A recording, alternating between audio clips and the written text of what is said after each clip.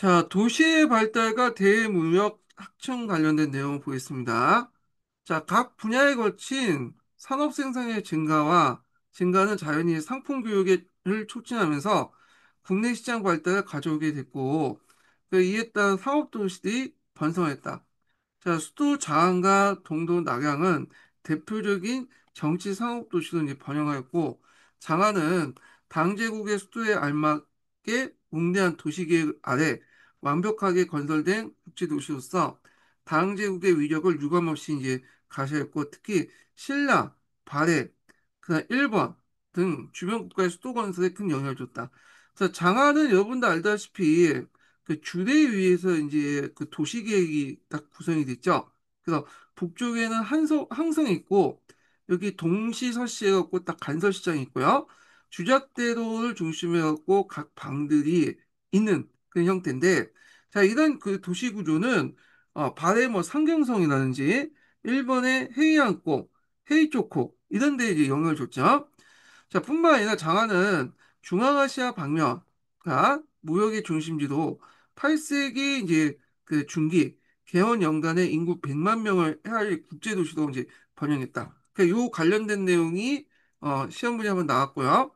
즉 페르시아, 아라비아 상인들이 진주나 보석, 옥기를 가져와 판매하 이익을 취했으며 외국 사신의 왕래도 활발하여 사신의 수행원과 유학생들이 머물면서 문물교류를 활발히 이제 이루어졌다.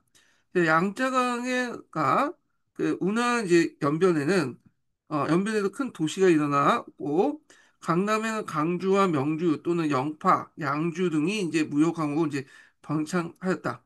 항소의 난 이후에 강주에서 피살된 외국인이 12만 명이나 되었다는 사실로도 국제 도시로서 강주의 명물을 이제 알 수 있다.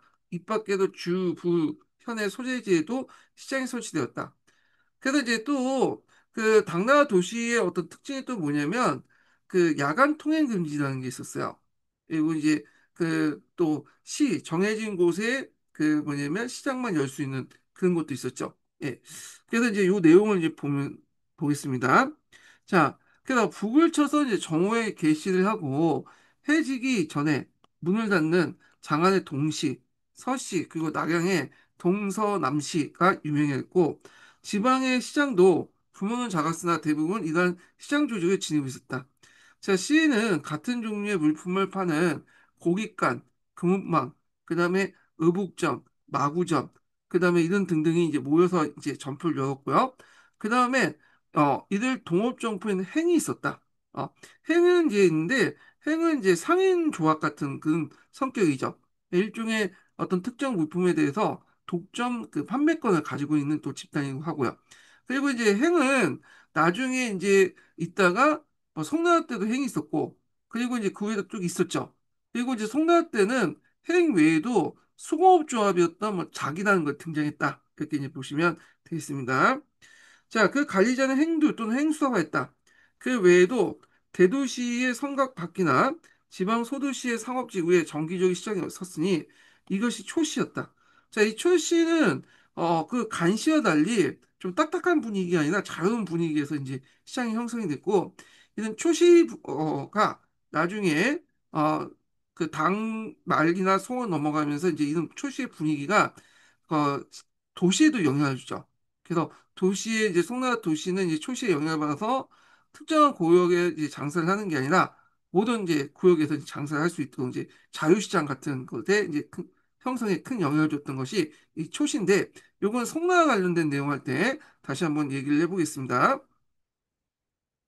당대에는 대외무역이 발달했는데 이는 당의 발전과 개방주의 정치고 동서 간의 교통이 열리면서 더욱 촉진되었다. 자, 서역제국과의 무역은 이미 수양제가 배구를 보내서 무역제기를 깼고 당도 안소도부와 도독부의 호시장을 이제 좀 유목민족이죠. 유목민족 간의 어떤 무역을 열어서 무역을 그러니까 호시장을 열어서 무역을 관리토록 하였다. 자, 물품은 주로 소, 말, 양, 모피, 그 다음에 보석, 금, 향료가 수입됐고, 그 다음 비단, 공예품, 차가 이제 수출됐다. 자, 바다에 이용한 해로 무역으로서 8세기 말 이후에 아라비아 상인의 활동에 의해서 촉진되었다. 강주, 천주, 양주 등은 이제 무역화가 발전됐고, 자, 이곳의 일종의 세관인 시박사를 뒀다. 이 시박사는 당나라 때부터 해서 당송원 명다까지 있었죠. 그리고 뒤에 청나라 때 해관이라는 것도 시박사가 이제 해관으로 이름을 바뀐 거에 불과할 만큼 큰 영향을 줘요. 이 시박사. 예. 자, 그래서 이제 무역 사무소를 간장했고 중국 상인의 해상 활동은 5세기 후기에 이미 시작되었으니 가탐의 뭐 항하 사달기에는 중국의 정크선이 중국의 장커선이 뭐야? 잘 안 보이네. 예. 장크선이 이제 그 뭐냐면 정크선이라고 하지 않나요? 예, 하여튼 자 유프라테스 강 입구에 이제 도달했다고 기록하고 수백 명에서 수천 명의 수천 명을 태우는 중국의 거선이 인도나 중국 간의 항로를 독점하고 있었다고 한다. 자, 이 당시 아라비아 상인은 페르시아만에서 항해할 수 있는 배를 하였으므로 그들은 인도의 실론에서 중국의 거선을 바꿨다고 중국에 내항하였다. 자, 이로 미루어 볼 때 중국의 이제 해상 활동은 규모가 크다는 사실을 알 수 있다. 바다를 통한 수입품은 상하, 솥불, 진주, 목면 등등이었고 수출품은 비단, 공예품, 도자기, 동전.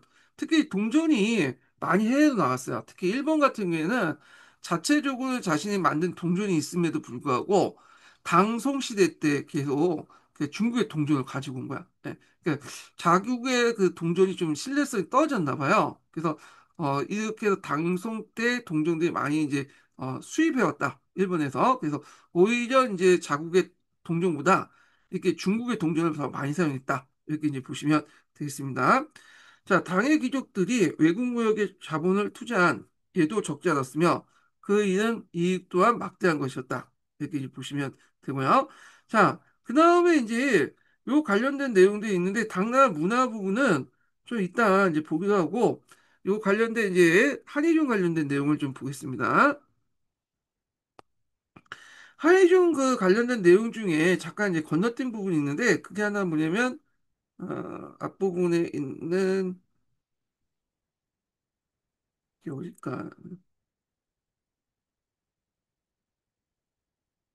세금이 이제 이게 하나 있는데 납부하려는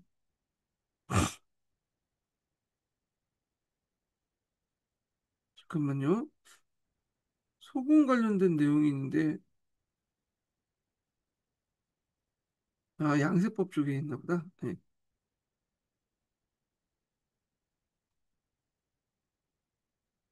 소금 관련된 내용이군요. 그래서 요 당나 때 소금제도 관련된 내용이 예전에 한번 기출문제 나왔어요. 소금 전매제 관련된 내용이. 그래서 요거 이제 좀 읽어보기 전에 잠깐 요거 관련된 내용을 좀 정리를 제대로 좀 이렇게 내용이 별로 없어가지고 제가 기출문제 분석 내용을 한번 읽어보겠습니다. 자, 여기에서 이제 감매법하고 이런 것들이 쭉 나와 있거든요. 통상법하고 감매법하고 통상법. 이게 예전에 기출문제 나왔기 때문에 한번 이제 얘한테 챗 GPT하고 이게 선체 좀 볼게요.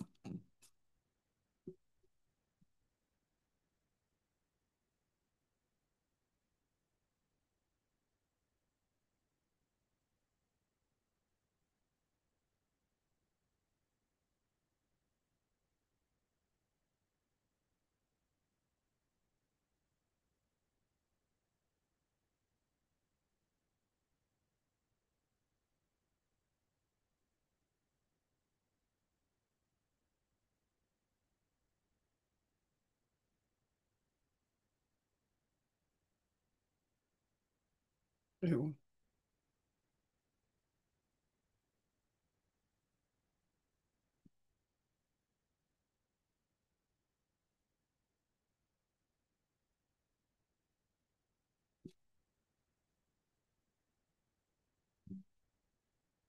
자, 여기 감매법 통상법 관련된 내용이 있는데 일단은 한번 읽어보기도 하겠습니다. 음.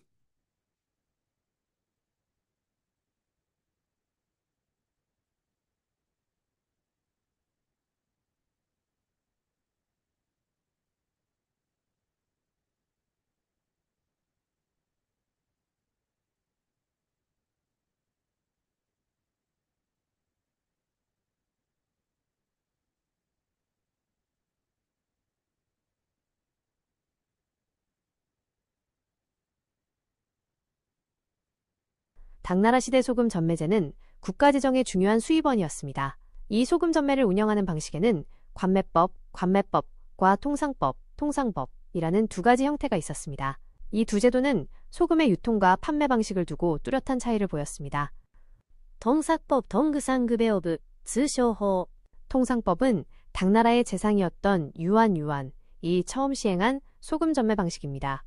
내용: 소금이 생산되는 지역에 관리를 파견하여 소금 생산자, 여모가 만든 소금을 모두 정부가 사들입니다. 그런 다음 정부는 소금을 생산지에서 소금 상인들에게 판매합니다. 상인들은 정부로부터 소금을 사들인 후 소금이 부족한 내륙 지역으로 운반하여 자유롭게 판매할 수 있었습니다. 특징: 이 제도의 핵심은 소금의 운반과 판매를 상인의 손에 맡겼다는 점입니다. 국가는 소금 생산 단계까지만 관여하고 유통의 책임은 민간 상인에게 넘겨 이윤을 얻는 방식이었습니다.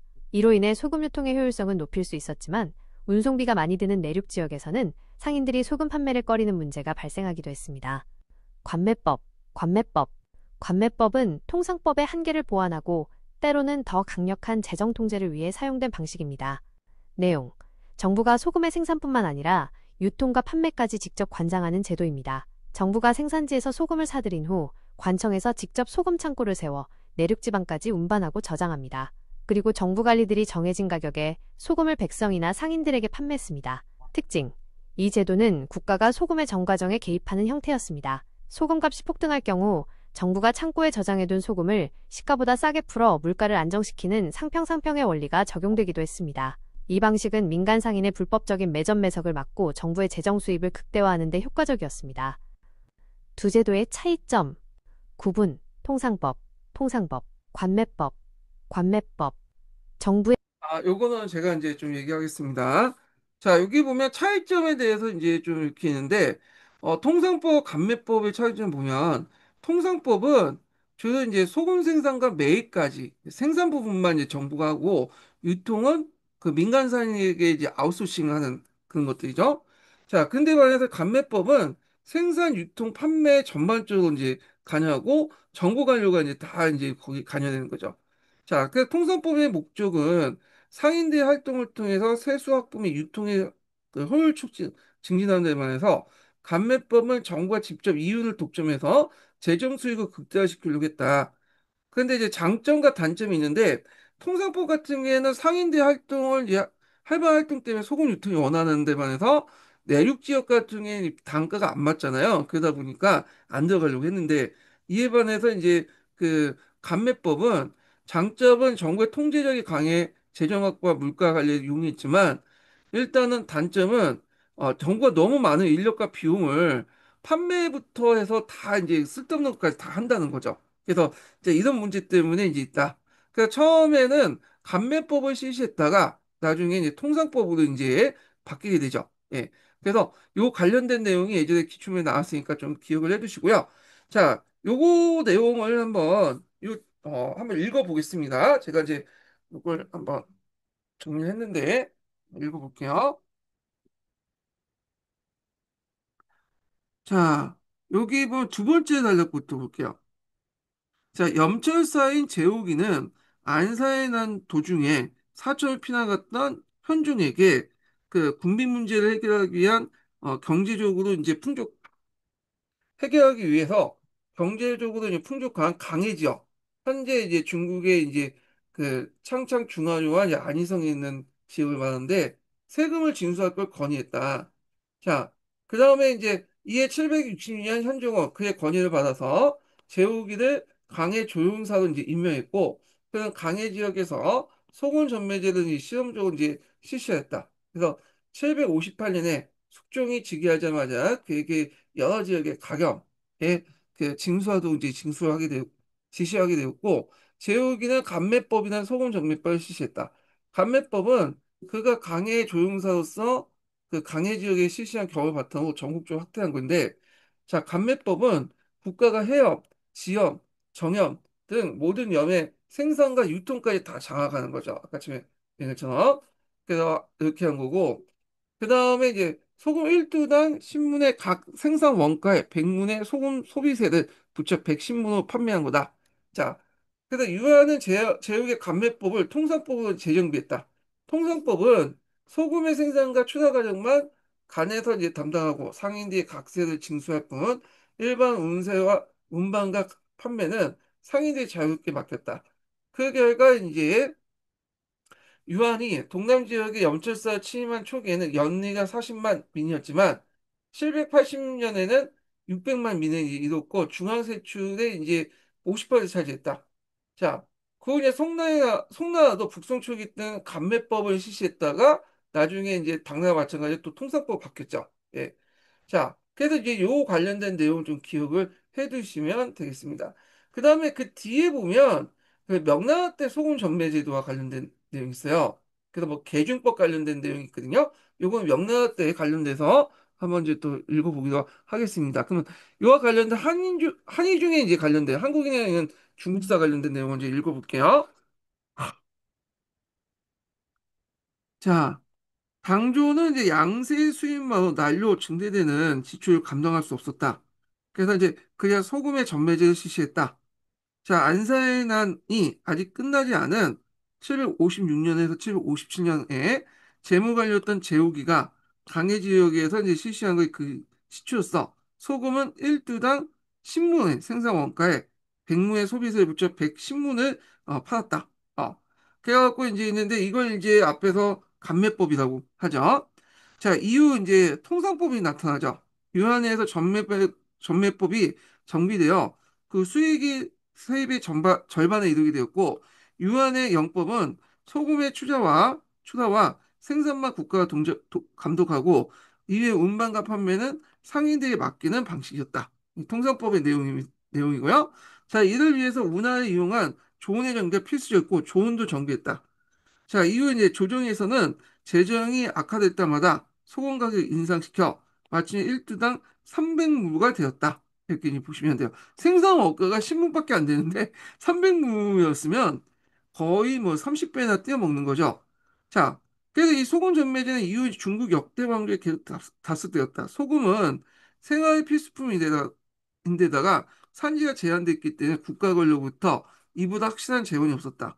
자, 또한 전매제라고 해도 간청에서 생산과 운반 및 판매를 모두 담당할 수 없기 때문에 염상을 필요했다. 소금 판매 이익이 막대했으므로 강해 지역의 대상인과 대지주는 염상으로 변신해 부를 축적했고 이는 조종만이 아니라 번진의 재정을 원조함으로써 번진과 관계도 매우 밀접하게 했다. 그러나 소금 가격이 이제 생산 원가의 30배까지 치솟자 밀매업이 등장했다. 왜냐하면 이제 그 뭐냐면 앞에서 그 국가로부터 그런 소금 판매권을 얻는 그 상인 집단들은 좀 그 여러 상인 집단 중에 일부에 불과했겠죠. 그럼 소금 판매권이 없는 그런 상인 집단들은 얘네들 이제 소금을 통해 이득을 얻으려면 어떻게 했어요? 몰래 갖다 팔아야겠죠. 근데 몰래 팔면 국가의 단속이 있을 거 아니야. 그러면 국가의 단속을 뿌리치기 위해서 자체적으로 또 사병 집단을 또 만들게 돼요. 자, 이런 것들이 점점 커져서 우리가 이제 항소의 난도 여기에서 있죠. 항소도 원래 소금 판매업자였잖아요. 예. 그래서 이렇게 해서 이제 자기 사병을 동원해 갖고 이제 반란을 일으켰던 거죠. 자, 하여튼 그래서 이제 이렇게 해서 이제 있는데 여기 어디까지 읽은 거야? 밀매업까지 나왔죠. 자, 이를 사염이라고 한다.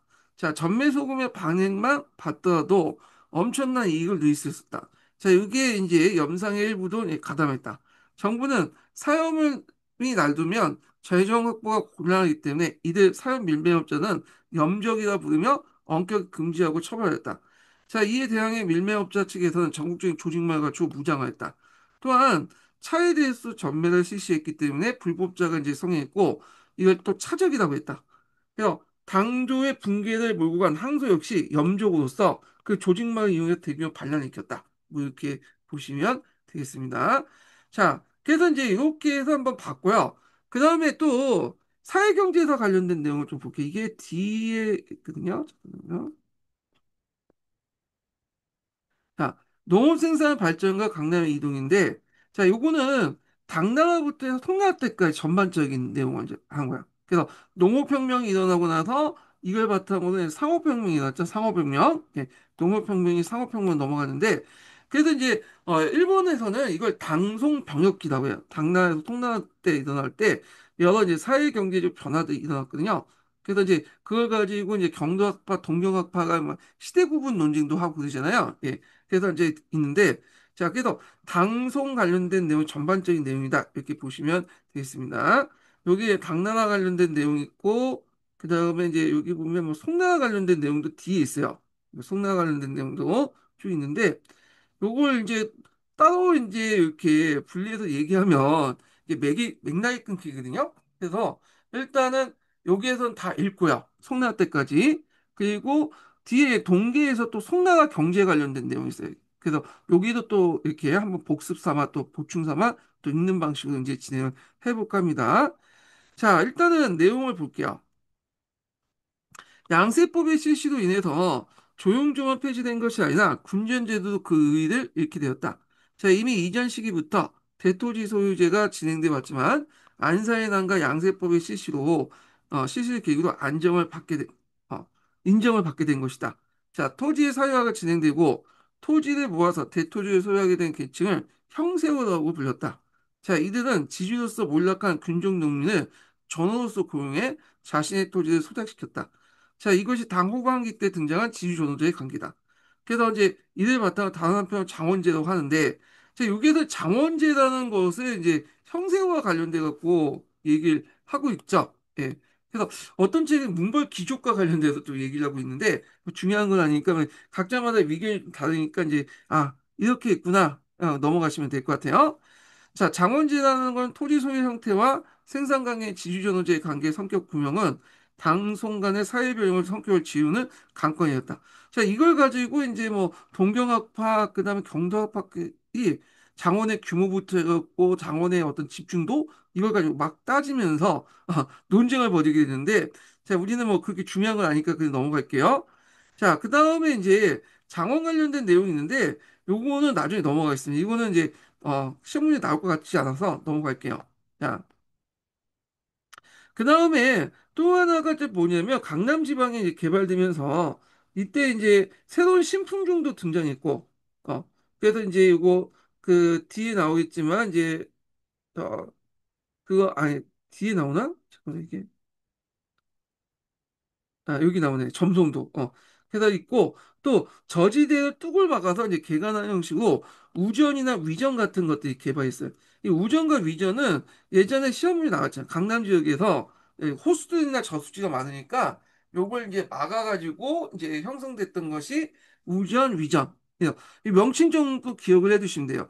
당 말부터 송나라 때까지 이제 형성됐던 건데, 자, 강남 지역에서 만들어진 거다. 이렇게 보시면 되고요. 자, 또한 당 후기에는 농기구와 발달이 현존했다. 그래서 소류 출신이었던 그 육구몽이라는 사람 내사경에 의하면 소 한 마리가 끄는 소 한 마리가 끄는 쟁기가 등장했는데 흙을 뒤집는 발톱판을 부착한 고승령 쟁기라고 쓰였다. 자, 이 쟁기는 송대 이후에 중국 정건대 시대 중국사의 기본형이 되어 강남 지방의 강범위하게 사용됐다. 뭐 이런 거는 나올 것 같지 않고, 자, 여기 보면 내사경이라는 것만 좀 볼게요. 책 이름 나올 수는 있으니까. 자, 당말 시행했던 육구공이 이제 지은 농업소서 강남 지역의 농사법을 소개한 최초의 서적이다. 자, 육구공은 진사과에 학교 가지 못하고 송강의 이제 보리에 응감. 그래서 보리 노인 해가지고 보리 노인가? 하여튼 그 보리 노인이라고 해서 사사의 이제 그 내용이 있거든요. 한번 찾아서 보세요. 자, 그래서 이제 육구공은 이제 진사과 학교 가지 못하고 송강의 보리에 응거하면서 농경을 이제 장려하면서 개간 및 농법 개장 사업을 심슨 한편 전원 생활을 노래하며 유유자적 삶을 이제 보냈다. 삶의 질이 상당히 높았던 사람 같아요. 예. 하여튼 이 사람이 있었던 육구멍이 있었던 내사경이라는 거 좀 외워두시고요. 자, 그 다음에 뭐 여러 가지 이제 그 농업 기술들이 나오는데 넘어가고, 그 다음에 용골차는 좀 기억을 해두시겠죠? 용골차. 낮은 데서 높은 데서 이렇게 물을 보내는 용골차를 이제 선보여서 수리가 필수적인 쌀농사 효율을 제고시켰다. 다만 이러한 진보된 농기구에 소유한 것은 남성 때까지 경영자에게 집중되었다. 자, 토지 생산성을 높이기 위해서 한편 윤작이 발달됐고요. 밭농사에서는 소, 맥, 두 이런 것들이 이제 결합돼요. 2년 삼노작이 이제 당나라 때부터 했고, 농농사엔 도나 맥 이런 것들이 있다. 뭐 도나는 건 쌀이고 맥은 보리인데 이게 이제 일종의 이모작이라고 보시면 돼요. 그래서 당나라 중기 때 뭐가 등장하냐면 이양법이 등장해.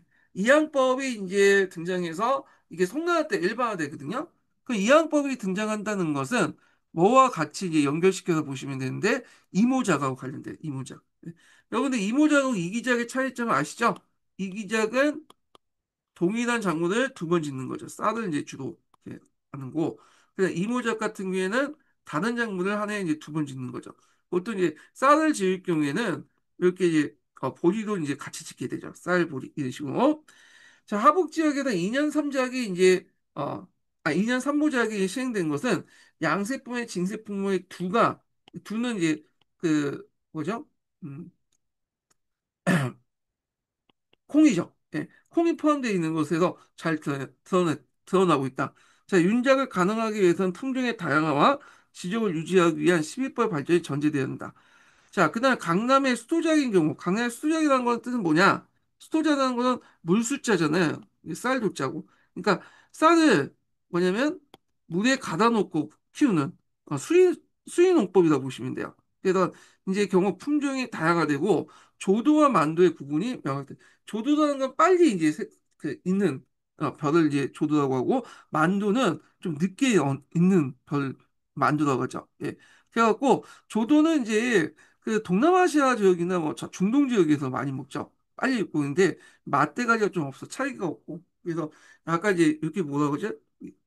이렇게 생겨. 이걸 자포니카라고 하나? 예. 그리고 이의 만두는 이제 조금조금한 단리 쪽이라고 하는 거죠. 그래서 인디카. 예, 우리가 이제 먹는 이런 것들인데, 자, 이렇게 이제 명확해졌고, 인도형이라고 생각한 정미는 당대에 보급됐고, 다수학 품종인데다가 열악한 환경과 저습지에 적합한 특성이 있다. 그리고 이제 송대에는 지금 남부 베트남을 이제 참파라고 했거든요. 참파벼 또는 다른 말로 이제 점성도 이렇게 있는데 자, 이 점성도는 내한성이 뛰어나고 그러니까 훅년이나 이런 데 상당히 뛰어나는 가뭄이나 그리고 다수학 품종으로서 급속히 재배 면적이 확대됐다. 그리고 성숙 기간이 짧은 조도가 계속되면서 이기작이 가능했다. 자, 이기작은 송나라 때 이제 가능하면서 이게 명나라 때 이제 일반화돼요. 자, 하북 지역에서 종의 속 대신에 소맥이라고 부르는 밀이 이제 널리 경작되었고요. 속이는 메밀을 얘기해요. 예. 당대부터 맷돌을 이제 경영한 것을 봐 분식이 이제 뭐냐면 맷돌을 이제 이거 안 보이네. 자, 맷돌을 경영한 걸 봐 분식이 성행된 걸 알 수 있다. 자, 당대에서 분식이랑 밀가루 음식이든 이제 해가지고 먹는 거죠. 뭐, 그 국수라든지, 그 다음에 이제 그 만두라든지 그런 걸 얘기하는 건데, 자, 당대에 정착된 분식품조는 송대 하북뿐만 강남에서 확대했다. 원래 그 분식은 이제 밀을 주로 생산하는 그런 것들에서 이제 분식을 하는 거고, 성남 이제 강남 같은 경우에 쌀을 먹잖아요. 근데 이게 인구가 이동하고 교류하다 보니까 강남까지 이제 뭐냐면 분식이 이제 확산됐다. 이렇게 이제 보시면 되겠습니다.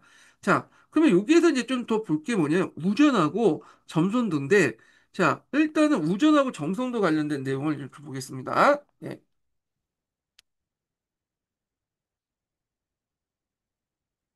자, 우전부터 볼게요.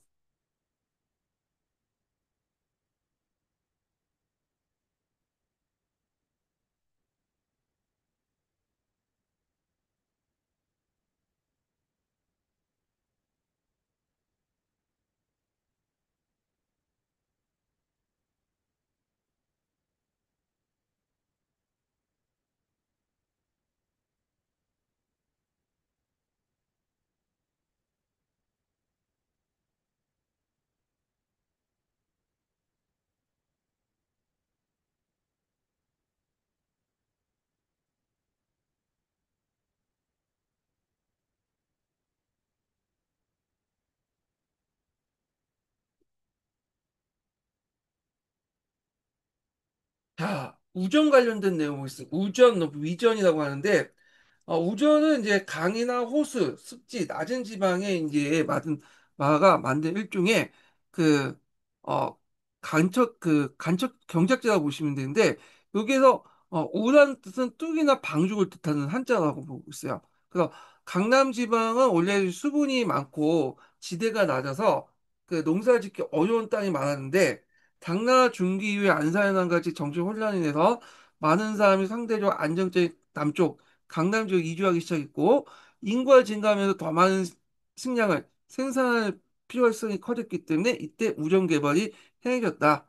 그래서 이때 이제 송나라 시대 들어오면서 강남이 경제 중심지로 이제 확실하게 자리 잡게 되는 결정적인 역할 중에 하나가 우정 개발이죠. 그래서 우전의 특징과 역할을 보면 농업 생산력을 증대시켰다. 그래서 뚝을 쌓아 만든 우전은 수량을 통제하기 쉬웠기 때문에 안정적인 벼농사가 가능했다는 거. 자, 그 다음에 그, 또 강남지 어전이라고 해갖고 우전하고 이제 뭐 같이 이제 하는 것 같은데 이때 물에 이제 뭐냐면 물고기도 이제 뭐냐면 같이 풀었나 봐요. 그래서 물고기가 이제 여러 가지 뭐 기생충이나 이런 것도 이제 잡아먹고 해충도 잡아먹고 그런 역할을 했다고 하는데 자 하여튼 그래요. 자 그다음에 사회 경제적 변화를 보면 우전은 막대한 자본과 노동을 투자해서 만들 수 있기 때문에 소수의 지주들 형세후 계층들이죠. 대규모 우전을 소유하게 되었고 이들은 우전을 통해서 막대한 부를 축적하여 정치와 사회에 큰 영향력을 행사한 새로운 지지층이 성장됐고, 그리고 우전은 효율적인 운영을 위해서 숨을 설치하고 물길을 관리하는 기술이 발전했다는 것, 뭐 이런 것도 있고요.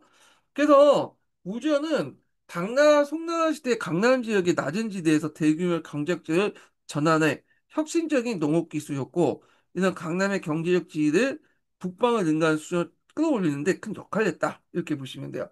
그래서 시험 문제는 이렇게 우전에 대해서 자세한 내용은 나오지는 않을 것 같고, 만약에 나오면 이렇게 설명이 주어지고, 요게 무슨 토지냐? 물어볼 수 있잖아요. 요게 우전, 요 정도. 그러면 이걸 단순히 우전 해갖고 암기하는 것보다는 배경 설명을 깔고 좀 이해하면서 이제 보는 게 암기도 쉽게 할 수 있고, 오래 남을 수가 있죠. 요게. 자, 그 다음에 이제 또 하나가 점성도 관련된 내용 보겠습니다. 이것도 예전에 시험 문제 나왔죠. 이게 17년도에 나왔을 거예요. 이게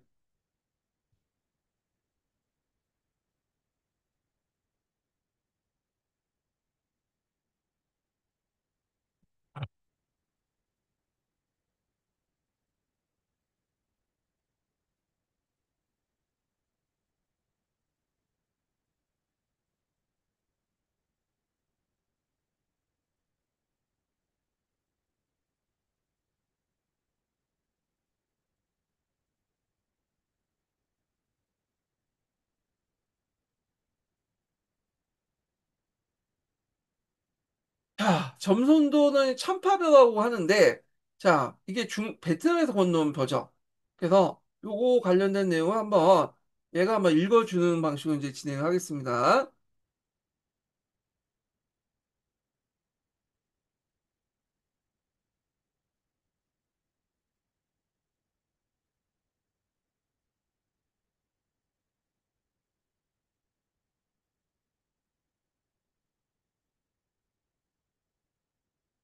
점성도는 참파벼라고도 불리며 송나라 시대의 동남아시아의 참파 왕국현 베트남 중남부에서 중국으로 전래된 벼 품종입니다.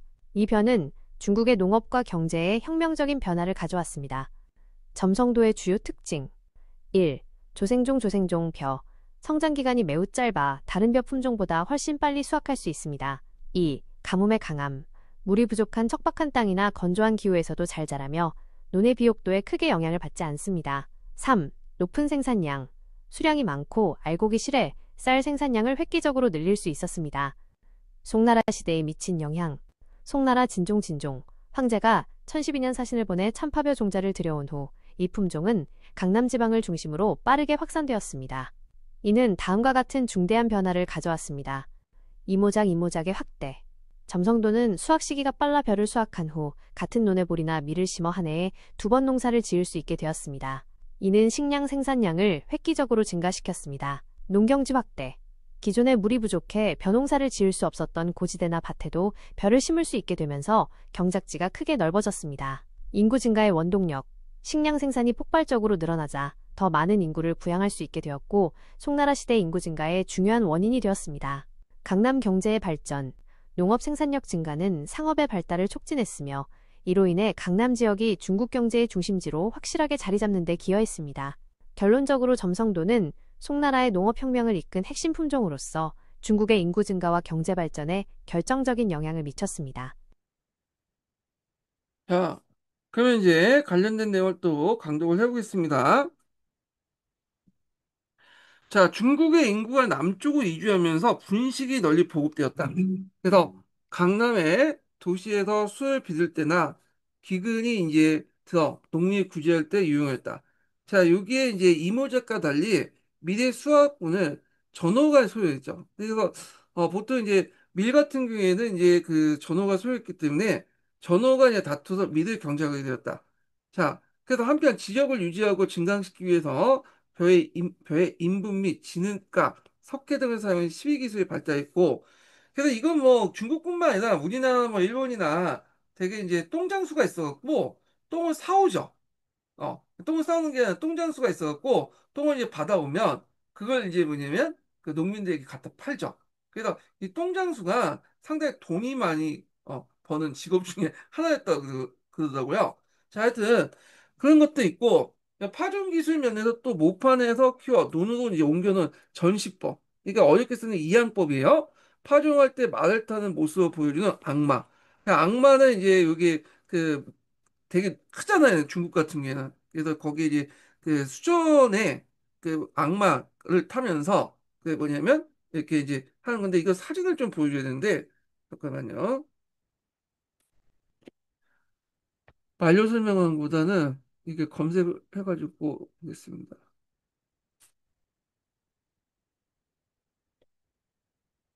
이때 왜안 돼?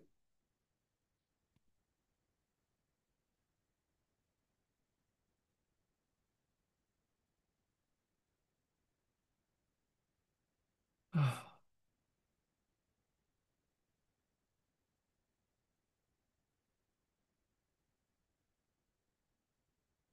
악마가 이게 아닌데?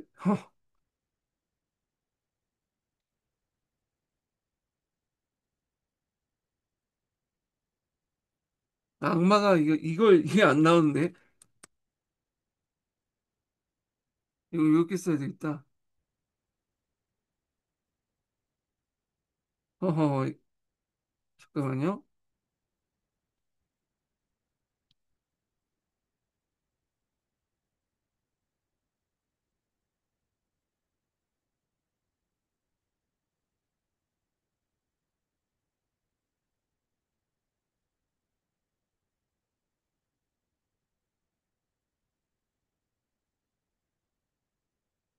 검색이 안 나오네요.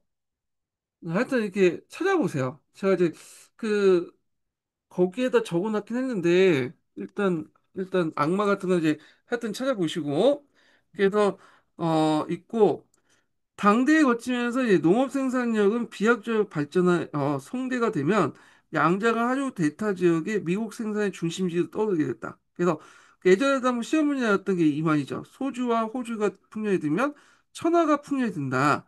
그만큼 이제 요 양쯔강 하류 지역이 뭐냐 미국의 중심지 역할을 했다. 이런 것들이죠. 자, 이에 따라 이제 당송기의 경제적 중심이 항하 유역의 하북에서 양자가 유역의 강남으로 이동했다. 양세법이 실시하던 단계부터 이미 강남의 경제력은 하북을 압도했으며 이게 기점이 당나라 말기 때 그 기점을 보고 있어요. 자, 이 지역이 순지였기 때문에 그러니까 순지라는 건 앞에서 말한 것처럼 관찰사들이 정부의 말을 잘 듣는 그런 지역들, 문관 귀족들, 문관 그 귀족 출신자들이 임명했던 그런 지역이 이제 순지죠. 관찰사로서 절도사를 이제 임명했던 지역이죠. 간짜스가 아니라 절도사예요. 예. 그래서 순지였기 때문에 당나라 재정의 의존도가 훨씬 높아졌다. 자, 그 경제 중심은 양주로서 대번영을 구가했다. 자, 인구도 안산에 난 이전까지 하북과 강남이 거의 비슷했지만 원야 연간의 경계도 이 비율이 역전됐다. 그래서 여기가 당나라 말기 때죠. 어, 자, 그 헌종 때를 원화 연간이라고 하죠. 헌종 때. 자, 이는 이제 그 삼국시대 이래 강남이 적극적으로 개발되어 가는 추세를 반영된 것이며 당송 간의 적극적인 농업 생산의 어떤 력을 증대시키기 위한 것이었다. 자, 여기에 5대 식국 시대에 어, 식국 시대에 식국에서 적극적인 개발을 항복하였다. 자, 인구비는 후대에 갈수록 더욱 격차를 보여져 남송 때 가면 거의 7대 3, 강남이 절대적인 우위에 있죠. 이걸 이제 보시면 되겠습니다. 악마를 제가 보여드리려고 했는데 아까 전에 이제 이거 보니까 여기서 이제 검색해서 보여드릴 수도 있겠네. 네, 여기 보면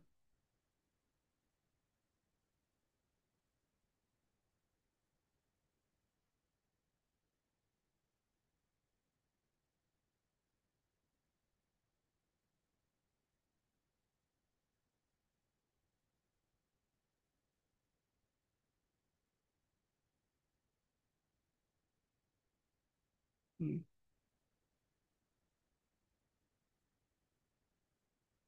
얘가 검색을 잘하든 요즘에는 구글이나 이런 거보다는 이렇게 제미나이나 이런 데서 검색해서 하는 게 더 빠르고 정확해가지고 일단 여기 나와 있네.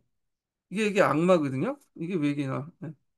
이게 연결했는데 하여튼 이게 이제 이런 식으로 이제 뭐냐, 모내기든 작업할 때 이렇게 앉아가지고 이동하면서 이제 수전이니까 물을 이제 지어가면서 이게 하나씩 씻는 것을 악마라고 하는데 여기 이제 송나라 때 이제 악마를 모사한 그림이라고 하더라고요. 네, 악마 농기구. 자, 뭐 이렇게 있고요. 진짜 이렇게 보여주셔야 되는데 제가 이제 있고요. 자, 상업과 도시의 발달을 보겠습니다.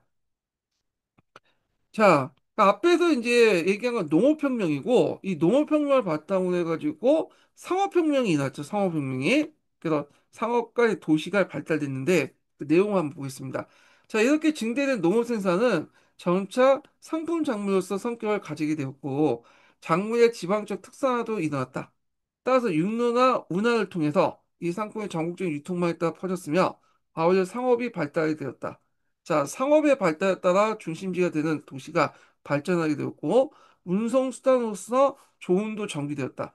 또, 도시 및 그 주변 지역은 이전 시대와 다른 새로운 사회로 변모된 모습을 보여주고 있다.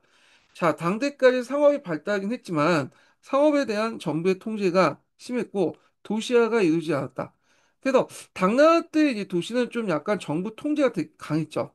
예. 그리고 또 교통과 상업 유통망이 갖추지 않았으며 대량 거래에 적합한 화폐가 등장하지 못했다. 그 양세법이 실시되면서 농민도 강제 유통 경제에 편입되었고 특히 이제 양세법 같은 게 급납화를 해야 되잖아. 그러니까 당연히 농민들도 이제 동전을 이제 뭐냐면 가질 필요가 있었겠죠. 자, 그런 과정에서 유통 경제에 편입되기 시작했다는 거죠. 그리고 역전제도의 정비와 함께 새로운 동전인 개헌통보의 이제 주조와 함께 화폐 정책에 대한 전국적인 정책에 따라 전국적인 시장망이 이제 형성됐다. 자, 상품화된 농업 생산물은 전문화된 수공업 제품과 함께 대량으로 거래되어 전국적인 시장망을 통해서 각지로 팔려나갔다. 자, 이러한 상업의 발달에 따라 신용 강행, 상인의 연합 조직, 중매상, 출하 조직, 상업 부기, 주산 등 경영 조직이 대강이 성립되었다. 자, 그래서 이제 이런 과정에서 또 상인들의 분화도 일어나죠. 그래서 뭐 객상, 작업 이런 것도 일어나고 아행, 악의 같은 중간인 중매상도 일어나고 그 다음에 도매상과 창고 기능을 가진 점호나 점전도 발달됐고 원격지 그러니까 여러 이제 멀리 있는 데까지 이제 그 뭐냐 무역을 하는 상인 집단도 등장하죠. 여기 이제 객상이나 경상, 외국 무역에 종사는 박상 등등 이런 이제 여러 이제 상인 집단으로 분화되었다. 여기 보시면 되겠습니다. 또 당대까지는 숙박업이나 음식업, 창고업이 분화되지 않았는데 송대에 들어와서 운수업이나 소매업, 창고업, 아행 등 같은 직능이 따라서 분화되었고요. 자, 그래서 이제 이런 내용도 있는데 자, 이와 함께 이제 아행도 이제 간에서 인정하는 간화와 사화 등 구분되어 아첩 발급 제도가 있었다. 뭐 이렇게 있는데 아항이니 뭐 그 당시 아첩이니 이런 것들이 좀 이해가 안 되시겠죠? 네, 그래서 잠깐 챗GPT한테 좀 재미나한테 좀 물어보겠습니다.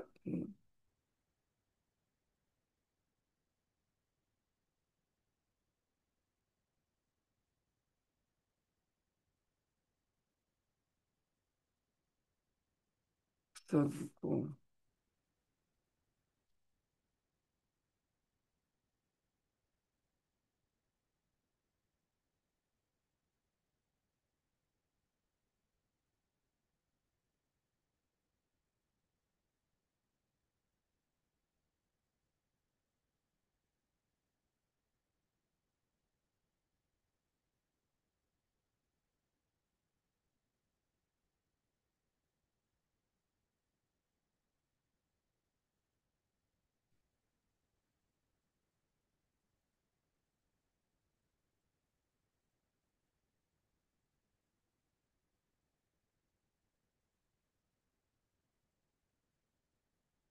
자, 여기 내용 보면 이제 이 관련된 내용이 있어요.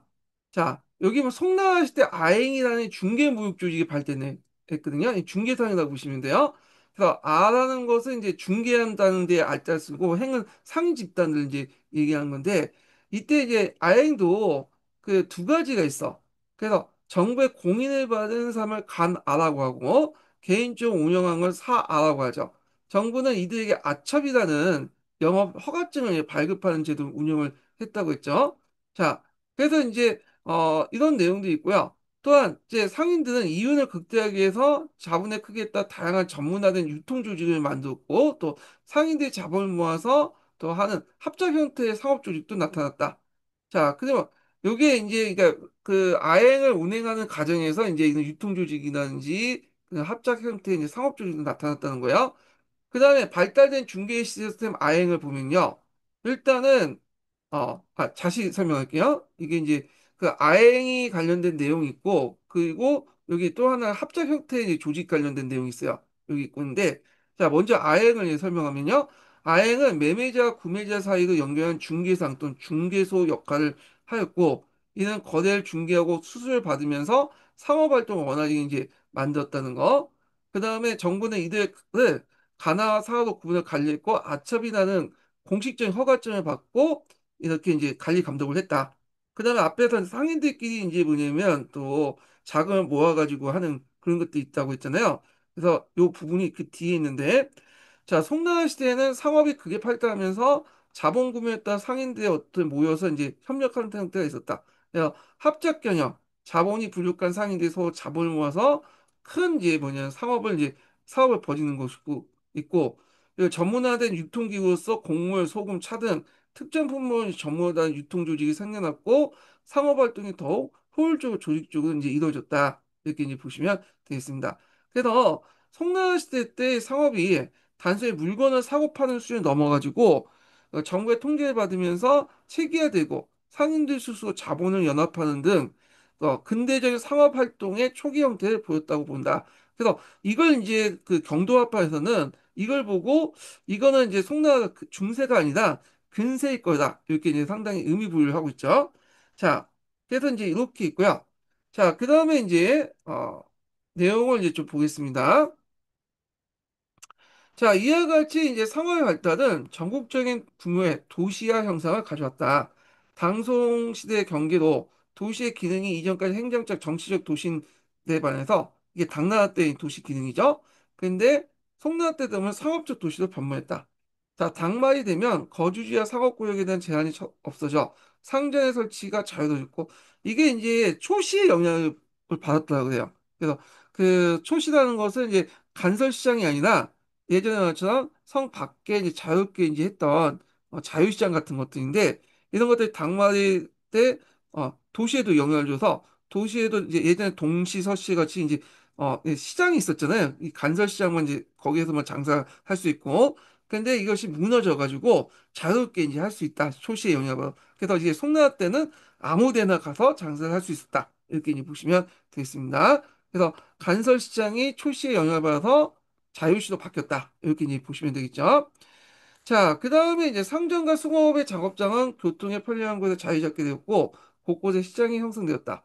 자, 그리고 이제 당송 때 상공업자들은 그 동업단체로 등장하게 되는데, 상인단체 송대에서는 단이라고 불렸고요. 수공업에서는 작이라고 불렸죠. 한편, 방제가 붕괴되면서, 방제라는 것은 이제 이렇게 이제 그, 자, 이렇게 이제 있으면, 이걸 좀, 잠깐만요. 이걸 가지고 설명해야겠네.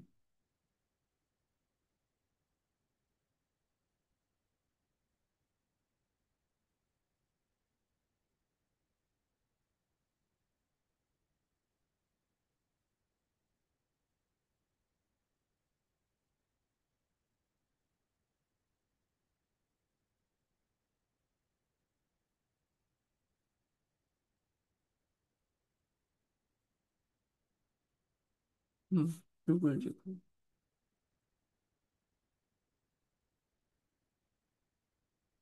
이게, 자, 여기 당나라의 이제 도시들이 나오죠? 네, 이게, 여기에서 좀 키워가지고 볼게요.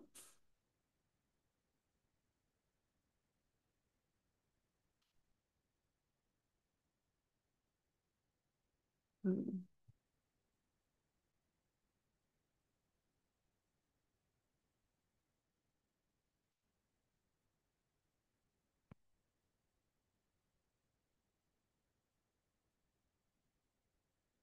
자, 당나라 도시에 보면 여기가 이제 시장구역이에요.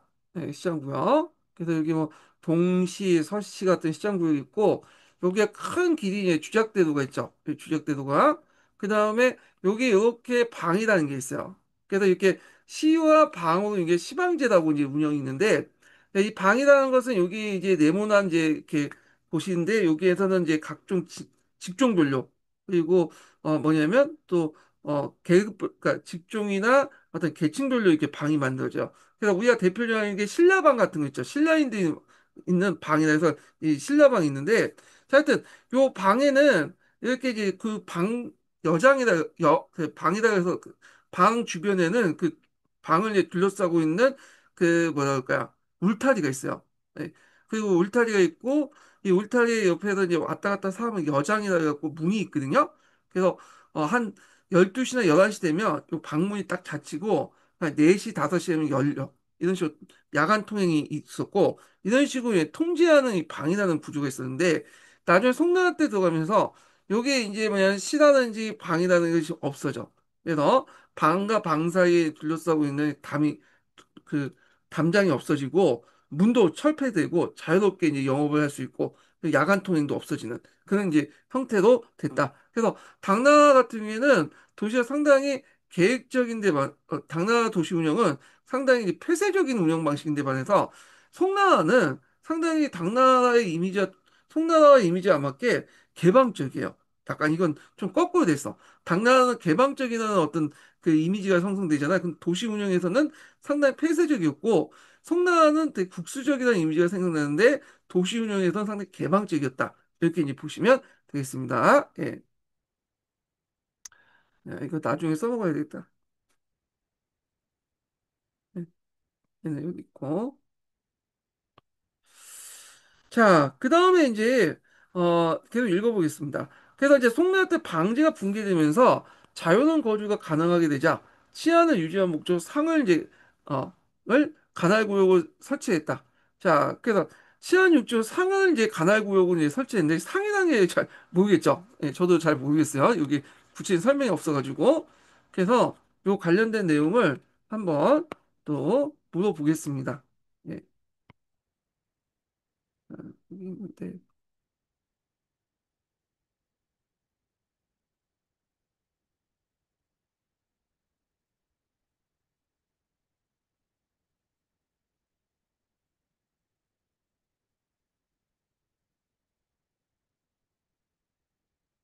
다시 보야 되겠다.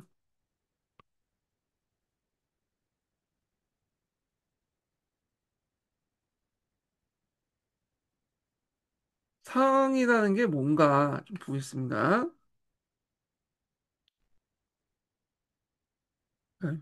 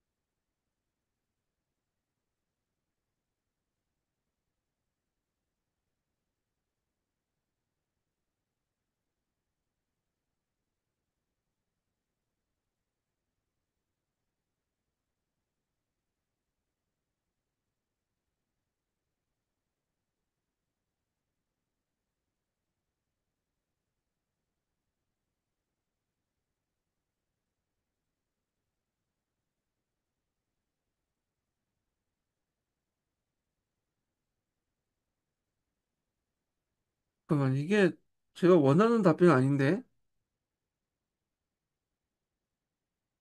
방제가 붕괴돼서 자유롭게 거주하게 되자 치안을 유지하면서 상을 관할 구역을 설치했다. 그래서 요게 이제 관련된 내용인데, 잠깐만요.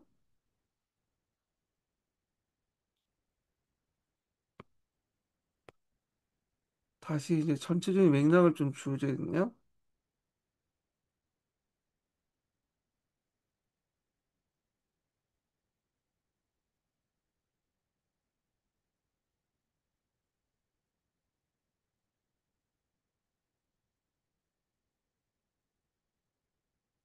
음,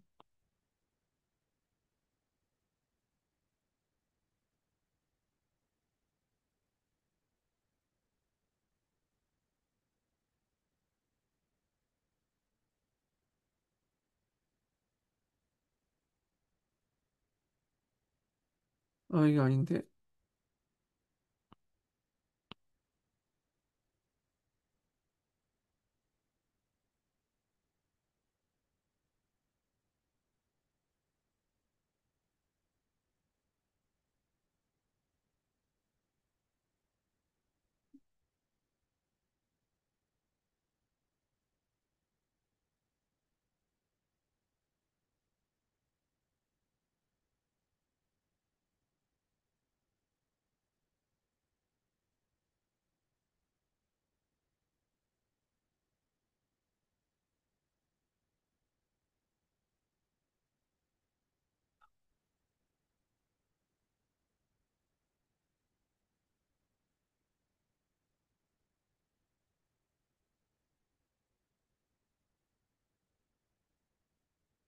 아, 여기 있네요. 네.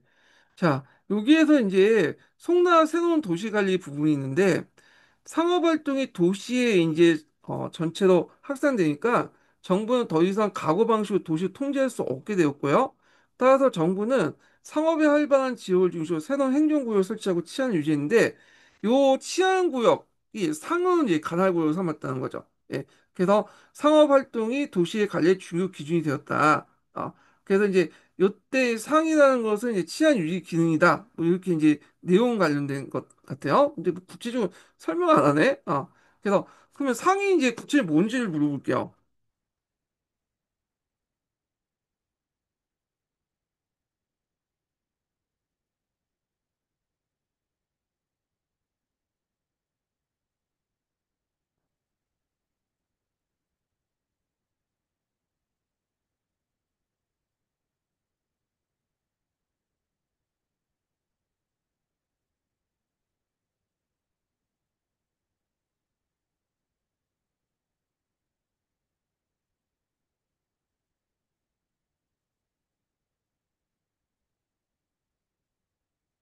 상은 이제 방이라는 걸 대신해서 등장한 행정 단위 구역이라고 나왔더라고요.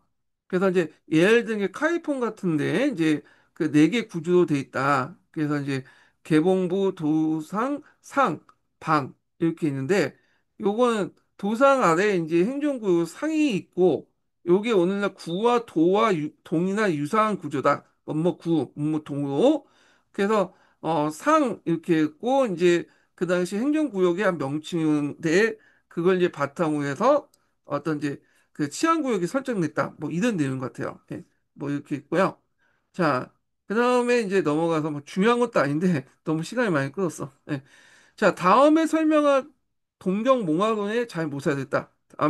그래서 다음에 그 발전상은 송대 대도시의 변화와 자연의 발전상은 다음에 설명 동경몽화론에 잘 모사되어 있다. 이렇게 있는데, 자, 이 동경몽화론도 좀 기억을 해 두셔야죠. 요것도 그 예전에 기출 예문에 나왔어요. 그래서 한번 보겠습니다. 지적으로 이제 좀 볼게요.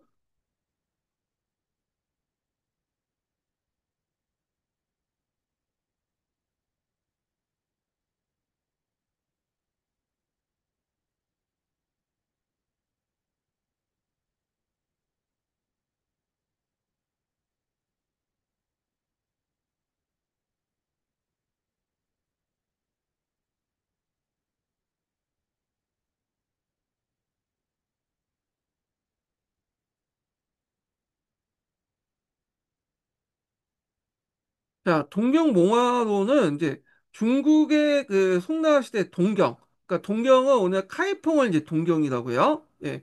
그래서 카이퐁의 모습을 이제 기록한 건데 그 저자가 맹원료라는 사람이야. 남송 시대 때거든요. 원래 이제 맹원료는 북송에서는 카이퐁에 살았지만 정광이 변 후에 그 남쪽으로 들어가서 이제 그 강남으로 도망갔죠. 그래서 그때 젊었을 때 이제 카이퐁의 모습을 그리면서 썼던 책이 그 뭐냐 동경몽화론이라는 책이에요. 그래서 이제 그 내용을 보면 도시의 변화 무슨 변화 그 변화함을 이제 그려놨고 번화함을 이제 그려놨고 그 카이퐁의 거리와 시장 상점의 구조의 변화한 모습을 그려놨다는 거.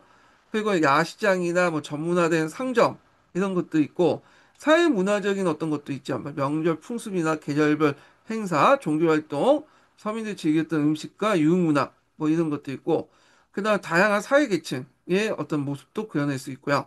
그래서 이제 송나라 문화의 어떤 연구의 귀중한 자료죠. 그래서 그 당시 동경몽화로는 당시 경제, 사회, 문화, 풍습 등의 생생한 기록이 남아있는 1차 사료였고요. 그리고 상업혁명의 증거였다. 그래서 있고, 그 송나라가 당나라 시대와 달리 상업의 급도로 발달한 시대였다는 걸 볼 수 있다는 거. 자, 그래서 이제 이런 특징도 있다는 거, 요거 좀 기억을 해두시면 돼요. 청명상화도하고 동경몽화도는 그 당시에 이제 그런 그 송나라 시대에서 상업의 어떤 발달, 도시의 발달 이런 것들을 잘 나타나는 그 책 중에 하나죠. 예. 책이나 그림 중에 하나입니다. 자, 그다음에 도시만 아니라 도시만이 아니라 농촌에서 교육장으로서 초시와 허시가 발달했다. 초시는 간에서 설치한 시와 다른 시골의 시장입니다. 그래서 당대에 들어와서 급격한 증가를 보였고, 요게 주로 이제 곡물과 간단한 일용품의 거래가 되었으며, 대개 정기시장이기 때문에 일정한 날짜를 정해 장이 열렸지만 매일 거래하는 것도 있었다. 자, 이런 초시들과 형성에 설립된 시의 중간 단계가 바로 진시가 발달했다. 진시는 당말과 5대의 절도사 시하에 진장이 병사와 함께 주도한 요지로서 그 명칭이 이제 비롯됐다. 군사도시라는 거죠. 그러니까 송대에는 상업 측량으로서의 성격이 보다 강해졌다. 자, 송대 상업의 도시의 발달은 거래에 소요되는 막대한 화폐를 필요하게 되고 양세법 실시 이후에 증대되기 시작한 동전의 주조는 송대에 들어와서 엄청나게 증가했지만 동전의 해외 유출이나 그다음에 이민족에 대한 세패 등의 동전은 여전히 부족했다. 그래서 송나라 같은 경우에는 이 세패 그 뭐냐면 세패라든지 해외 유출 그러니까 이제 일본이 많이 이제 그 가져갔잖아요. 그래서 이제 송나라에서 이런 형상 전함 어, 동전이 가뭄이 드는 그런 현상들이 일어났어요. 그래서 이걸 타개해서 어떻게 했냐? 첫 번째는 금과 은이 유통되었고, 예. 또 한편으로는 지폐와 어음이 발달했다. 이렇게 보시면 돼요. 그러니까 지폐와 어음은 아까쯤에 얘기했고, 금과 은이 유통되는데 특히 은이 이제 상대적으로 많이 유통됐죠. 금은 이제 시기하니까 상대적으로 이제 좀 풍족한 은이 많이 유통되는데 그렇다고 해서 은이 뭐냐면 동보다 많이 이제 사용한 건 아니죠. 그렇지만 조금씩 이제 뭐냐면 은이 이제 유통되면서 은본위로 넘어가는 그런 기미는 보였다. 이렇게 이제 보시면 되겠습니다. 자, 지폐는 민간 상인의 주도의 교자와 정부가 발행한 해자가 유통됐지만 지나친 난발로 시용도가 떨어졌고 그리고 약소원 연임인, 그러니까 차인 이런 것들은 이제 뭐냐 판매 증서야. 그러니까 이거 갖고 이제 있으면 이제 뭐냐면 소금이라든지 차를 판매할 수 있다 보니까 이런 것도 이제 일종의 화폐 대용으로 됐던 거죠.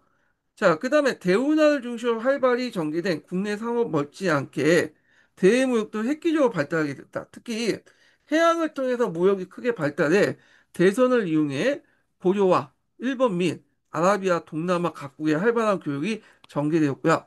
동과 철, 곡물, 직기, 자기, 설약 등이 주요 수출품이 되었고요. 그 다음에 주요 무역항이었던 강주, 천주 등지에 일종의 시박사를 뒀다. 그러니까 뭐 당나라나 송나라나 다 시박사가 존재하고 있었다는 걸 좀 기억을 해두시면 되겠습니다. 그래서 이렇게 당송에 거쳐서 이제 산업이나 그러니까 농업이나 상업 발달 관련된 내용을 한번 강독을 해봤고요. 그리고 마지막 인증번호 알려드리겠습니다. 자, 마지막 인증번호는 70번입니다. 마지막 인증번호 70번이에요. 자, 그 다음에요. 잠깐만요. 아유.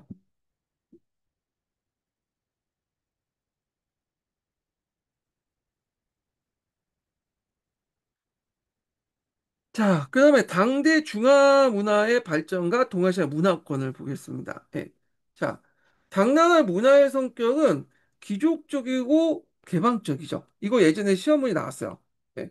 그래서 이제 귀족적이고 개방적이다. 그 귀족적인 남북조 시대 때 귀족 문화에 영향을 받은 거고, 개방 정책은 이제 서역 제국들이나 여러 국가들하고 문화 교류를 했기 때문에 개방적이다. 이게 이제 예전에 한번 기초에 언급됐던 거고요. 이에 반해서 이제 송나라의 문화의 특징은 여러분들 알다시피 반대죠. 이제 서민적이고 국수적이다. 이렇게 이제 보시면 돼요. 예. 자, 그래서 요 관련된 당나라 때 문화의 특징 관련된 내용이 기출문에 나왔기 때문에 또 나올 수가 있겠죠. 예. 그래서 이제 뭐 쉽지만 한번 읽어보겠습니다. 자, 여기부터 이제 볼게요. 당나라는 정치적으로 북주도를 계승해요. 정치, 군사, 법률 제도는 북주의 문화를 이어받았고 학문과 예술 면에서는 남주의 우수한 문화를 전폭적으로 수용하여 남북 문화를 융합한 중화 문화를 완성되었다. 자, 이와 함께 당나라 문화의 담당층은 남북주의의 발전은 귀족 계층이기 때문에 문화의 성격 또한 귀족적이다. 그래서 당 문화의 성격이 국제성도 따라고 있는데 국제적 성격을 이루는데 어떤 것은 첫 번째 영토적인 학대와 외국 문화의 가감한 개방이 이제 작용되었다. 자, 제국의 영토 학대는 백제와 고구려를 정복하고 부군은 돌골과 위구르를 지배하였다. 당시 서방은 투르판 분지와 청해, 신강, 감숙 방문 등의 방면가 남원호는 월남까지 정복한 육도국을 설치하고 강대한 지역을 음, 강대한 저지의 기미 정책을 실시했다. 그래서 당나라의 영토 확대와 개방 정책으로 당의 외국 가운데 그의 재능에 따라서 당의 고위직에 올라간 자도 적지 않았다. 그래서 보통 이제 번장 제도에서 이제 무관들이 이제 많이 등용했고요. 고선지 같은 사람이 대표적인 사람이죠. 그 다음에 빈곤가를 통해 문관들을 이제 많이 등용했죠. 태종 때는 우위 대장군에 임명했던 돌동군의 실리관을 비롯해서 5품 이상의 간직을 받은 자가 100명에 이르렀고, 자, 이렇게 외국인의 재능에 따라 간직을 부여한 예는 중국 역사상 드문인으로서 당제국의 개방 정책을 엿볼 수 있고, 현종 때는 알육사는 이민족 호련하였고, 사사명은 중앙아시아 출신이었다. 그 다음에 그밖에 외국인으로서 절도사, 도독, 장군이 된 자가 많았는데 신라의 최치원과 고선지 장군, 그 다음에 장보고의 활약도 당제국의 국제성, 개방성과 밀접하게 관련돼 있다. 자, 당문화의 기죽성과 국제성은 수도 장안의 규모나 풍모에서 잘 나타나고 있는데 이 장항성은 예전에 기초에 나왔다고 했죠.